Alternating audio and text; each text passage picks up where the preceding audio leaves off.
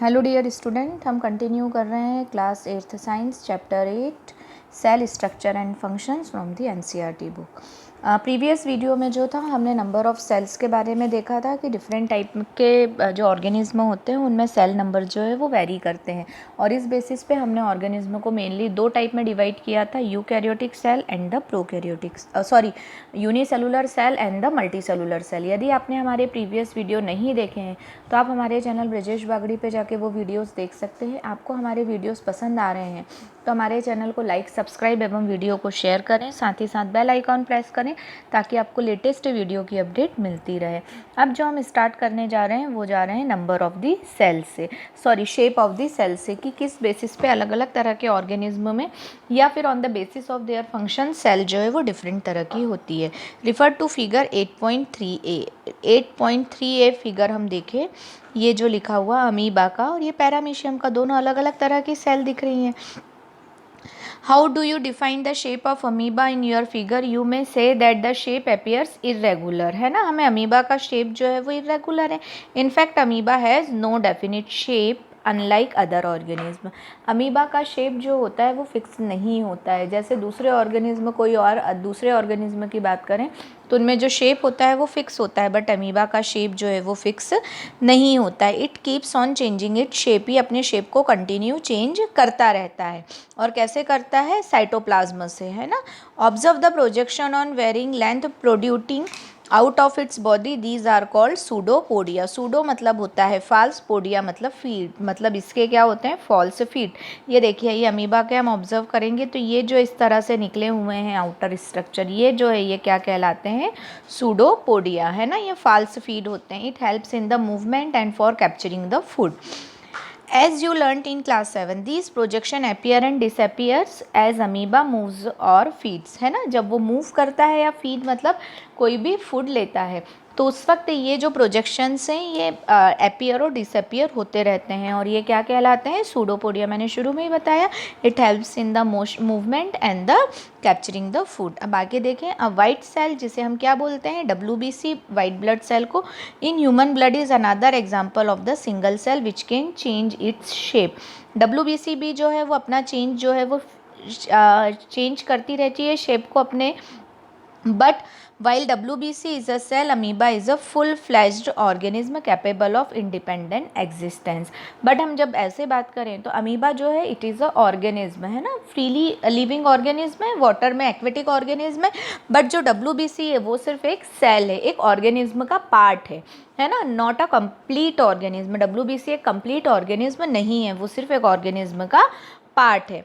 What shape would you expect in organism with millions of shape? अब जब millions of और sales होंगी तो उनके साथ ऑर्गेनिज्म का शेप कैसा होगा? ये देखो, ये अलग अलग तरह की सेल दिख रही हैं। ये स्फेरिकल ब्लड सेल है, ये जो है स्पिंडल शेप्ड मसल सेल है, ये लॉन्ग ब्रांच्ड नर्व सेल है। These are the different cell which are found in the human body. ठीक है, ये अलग अलग तरह की सेल में दिख रही है। अब यहाँ पे ये ह्यूमन बॉडी में देखिए मसल्स है, ब्लड है ना, नर्व सेल है, ये डिफरेंट शेप्स की होती हैं। और ये जो शेप होते हैं वो किससे रिलेट करते हैं? इनके फंक्शन से रिलेट करते हैं, है ना। इनमें जो डिफरेंट फंक्शंस होते हैं वो इससे रिलेट करते हैं इनके डिफरेंट शेप से। ठीक है, generally cells are round, spherical और इलोंगेटेड। जनरली सेल्स का जो शेप होता है या तो लॉन्ग होता है या स्फेरिकल होता है या इलोंगेटेड होता है। Some cells are long and pointed and both end they exhibit a spindle shape. कुछ सेल्स जो होती हैं दोनों एंड पे पॉइंटेड और लॉन्ग होती है। ये देखिए, जैसे मसल सेल देखें तो दोनों एंड पे ये क्या है? पॉइंटेड है और लॉन्ग भी है, तो ये जो है ये क्या कहलाती हैं? स्पिंडल शेप कहलाती हैं। Cells sometimes are quite long, some are branched like the nerve cell और अ न्यूरॉन। कुछ सेल जो होती हैं वो लंबी होती हैं, कुछ ब्रांच्ड होती हैं। जैसे ये देखिए, ये ब्रांच्ड दिखाई दे रहा है, ठीक है ना। The nerve cell receive and transfer message, ये क्या करती है? मैसेज को यहाँ जो ये डेंड्रोइड्स कहलाते हैं, ये वाला हिस्सा जो है ना ये डेंड्रोइड्स कहलाते हैं। तो यहाँ पे मैसेज आता है कुछ भी, जैसे आपके पैर में कांटा चुभ गया तो ये कैसे पता लगा? तो इसी न्यूरॉन्स के थ्रू पता लगता है। ठीक है, तो ये मैसेज कहाँ तक? आगे तक ये कन्वर्ट करती है। और ये जो लास्ट पोर्शन है ये नर्व एंडिंग कहलाता है। ये डेंड्रोइड होते हैं और ये नर्व एंडिंग, इनके बीच में एक न्यूरॉन से दूसरे न्यूरॉन की लॉन्ग चेन बनी हुई होती है और इसके बीच में मैसेज जो है वो कन्वे होता है। ठीक है ना, तो ये काम ये करते हैं। Helping to control and coordinate the working of different parts of the body. Help करते हैं। अब जैसे मान लो मैंने आपको क्लास में पढ़ा रही हूँ, मैंने बोला चलो अब हम लिखते हैं, तो ये मैसेज आपके कानों ने सुना, बट इसमें हेल्प कौन करेगा? आपकी मसल्स करेंगी। कानों ने सुन लिया, अगर आप पेन नहीं उठाओगे तो क्या लिख पाओगे? नहीं। तो फिर ये क्या करते हैं, न्यूरॉन्स इस तरह से डिफरेंट ऑर्गन्स के बीच में कंट्रोल एंड कोऑर्डिनेशन का काम करते हैं। Can you guess which part of it cell give its shape? Components of cell are enclosed in a membrane. This membrane provide shape to the cell of plants and animal.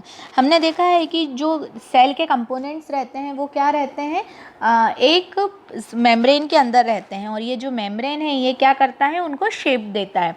अब जैसे मान लो ये जो cell मतलब कि membrane है, इसे हम क्या बोलते हैं? प्लाज्मा मेम्ब्रेन बोलते हैं। अभी हम देखेंगे आगे, है ना, ये जिससे कवर रहती है। और प्लांट में एक एक्स्ट्रा सेल भी मतलब ये एक मेम्ब्रेन रहती है। तो प्लांट में जो रहती है cell wall is an additional covering over the cell membrane in plant cell. Plant cell में एक एक्स्ट्रा कवरिंग होती है, ठीक है ना, और एनिमल में सिर्फ सेल मेम्ब्रेन या प्लाज्मा मेम्ब्रेन होती है। इसी के कारण क्या होता है, its gives shape and rigidity to this cells. ये शेप और मजबूती देता है सेल्स को, है ना, हार्डनेस, मतलब कि एकदम ऐसे सॉफ्ट नहीं होती। बैक्टीरियल सेल्स में भी क्या होती हैं, सेल वॉल प्रेजेंट होती हैं। तो ये तो था it's all about the shape of the cell. अब हम थोड़ा सा साइज ऑफ सेल को डिस्कस करें कि साइजेस ऑफ सेल्स कैसे होते हैं। तो साइज ऑफ सेल्स भी क्या है, वेरी करते हैं, है ना। लिविंग ऑर्गेनिज्म में be small as a millionth of metre, मतलब 1 मीटर का मिलियंथ पार्ट, और may be large as a few centimetre, और कुछ सेंटीमीटर तक भी लंबे होते हैं, है ना। तो मतलब मिलियंथ ऑफ मीटर से लेके फ्यू सेंटीमीटर तक भी बड़े होते हैं। मोस्ट ऑफ द सेल जो होती हैं वो माइक्रोस्कोपिक होती है, और हम बिना माइक्रोस्कोप की हेल्प से, मतलब हम अनएडेड आइज से इन्हें नहीं देख सकते हैं, ठीक है ना। They need to be enlarge और मैग्नीफाइड बाय द माइक्रोस्कोप। हम माइक्रोस्कोप की हेल्प से इन्हें मैग्नीफाई या साइज़ बड़ा करके बस देख पाते हैं। द स्मॉलेस्ट सेल जो है वो कितनी है, 0.1 to 0.5 माइक्रोमीटर होती है, जो बैक्टीरिया सेल है। और लार्जेस्ट सेल जो है ऑस्ट्रिक एग है, 170 mm to 130 mm is the egg of Austric. Austric का एग सबसे बड़ा होता है ना, लगभग कितना बताया है, 17 सेंटीमीटर टू 13 सेंटीमीटर, इतना बड़ा होता है ऑस्ट्रिक एग। तो ये जो है वो लार्जेस्ट सेल है। अब देखिए एक बहुत ही इंपॉर्टेंट बात, सेल के साइज़ का उसकी बॉडी से कोई भी रिलेशनशिप नहीं होता है। मतलब ये बिल्कुल भी नहीं है कि चींटी के अंदर या एंट के अंदर जो सेल है वो बहुत ही स्मॉल होंगी और एलिफेंट में जो सेल है वो एकदम लार्ज साइज़ की होंगी। तो और plant and animals, it is not necessary that the cell in the elephant be much larger those in a rat. ये मैंने वही बोला कि बिल्कुल भी ज़रूरी नहीं है कि एलिफेंट की सेल बहुत बड़ी होंगी और रैट या आंट या जो छोटे ऑर्गेनिज्म हैं उनकी सेल स्मॉल होंगी। सेल साइज और शेप जो है हमेशा उनके फंक्शन से रिलेट करता है। जैसे नर्व सेल जो है एलिफेंट एंड रैट दोनों में ही लॉन्ग होगी, क्योंकि नर्व सेल का काम क्या है, कंडक्शन करना, तो वो जो है वो लॉन्ग होंगी as compared to other cell. They perform the same function that of the transferring message, क्योंकि दोनों में ही वो सेम फंक्शन परफॉर्म कर रहे हैं, ठीक है। तो आज हमने जो है सेल के शेप एंड द साइज के बारे में देखा। In the next video we cover the cell structure and the function. अगर आपको इस वीडियो में कोई भी डाउट है, कोई भी प्रॉब्लम है, तो आप मुझसे पूछ सकते हैं। Keep study, keep watching. Thank you so